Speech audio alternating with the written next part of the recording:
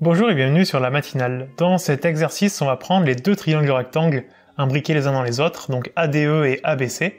On sait que AD est égal à X, BE est égal à X, on sait aussi que AB vaut 18 et AC vaut 8, et on va essayer de déterminer X tel que l'aire du petit, donc ADE, soit égal exactement à la moitié de l'aire du grand, donc R de ABC divisé par 2.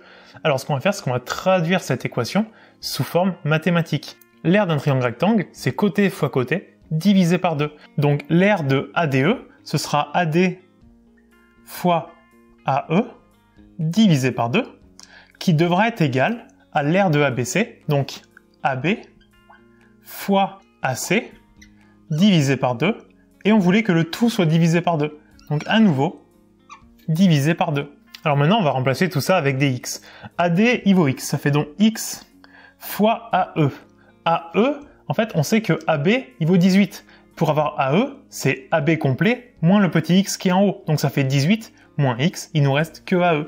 Donc fois 18 moins x divisé par 2. Et de l'autre côté, AB, on sait qu'il vaut 18, fois AC, on sait qu'il vaut 8, divisé par 2, et le tout divisé par 2. Alors déjà, ce qu'on va faire, c'est qu'on va supprimer un divisé par 2, parce qu'en fait, comme on divise par 2 des deux côtés, ça sert pas à grand chose. Donc on peut supprimer un divisé par 2 de chaque côté. Il nous restera donc x fois 18 moins x est égal... Alors 18 fois 8 divisé par 2, en fait le 18 on peut déjà le diviser par 2, ça fera 9, c'est comme un 9 fois 8, et 9 fois 8 ça fait 72. Donc on égale à 72. Et puis là, on remarque que si on se met à développer à gauche, on aura du second degré. Ça fera donc 18x moins x au carré égale 72, et pour résoudre du second degré, on sait qu'il faut mettre tout le monde du même côté, égal à 0. Donc le 72, on va le ramener à gauche, donc moins 72 égale 0. Et puis lorsqu'on a un second degré comme ça égal à 0, la méthode qui marche très bien, c'est de calculer le discriminant et de déterminer les racines. Alors le delta, donc B, faire attention parce qu'ils sont pas forcément dans l'ordre classique de ce qu'on connaît. Le B, ce qui est devant le x, donc il vaut 18, ça fait 18 au carré, moins 4 fois A, qui vaut moins 1, devant le x au carré, fois moins 72. Finalement, on trouve 18 au carré, ça fait 324, moins 288. Et donc, il nous manque 36. Et pour me soutenir, n'oublie pas de t'abonner à la chaîne. Je t'invite aussi à venir découvrir les cours que j'ai créés sur mon site qui est dans la description.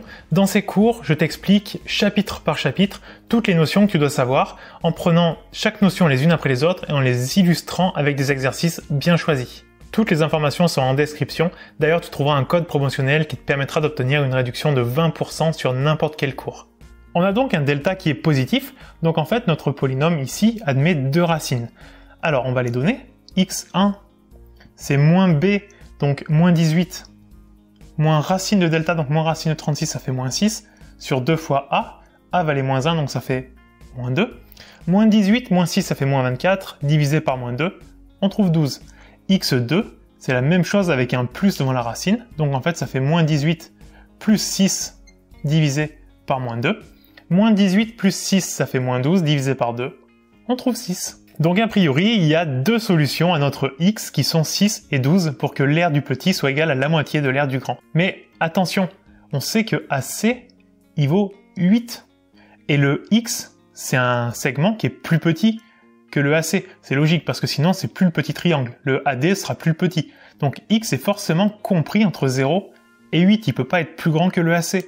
Donc en fait, x1 égale 12, ça, c'est pas possible. Parce que notre x est forcément compris entre 0 et 8. Donc, x est forcément égal à 6. Donc dans un exercice comme ça, bien faire attention, même si vous trouvez plusieurs possibilités au final, bien vérifier que chacune est possible.